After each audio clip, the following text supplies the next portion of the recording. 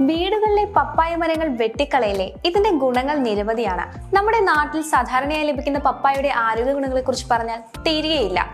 സകല സീസണുകളിലും സുലഭമായി ലഭിക്കുന്ന ഈ പഴം വിറ്റാമിനുകൾ, ധാതുക്കൾ, നാരുകൾ എന്നിവയിൽ സമ്പന്നമാണ്. വൈറ്റമിൻ സിയും എയും ബിയും ധാരാളം അടങ്ങിയിട്ടുള്ള പപ്പായ നാരുകളുടെ കലവറ കൂടിയാണ്. പപ്പായയോടൊപ്പം പപ്പായ ഇലയും കുരുവും പല രാജ്യങ്ങളും ഭക്ഷ്യവസ്തുവായി ഉപയോഗിക്കുന്നുമുണ്ട്.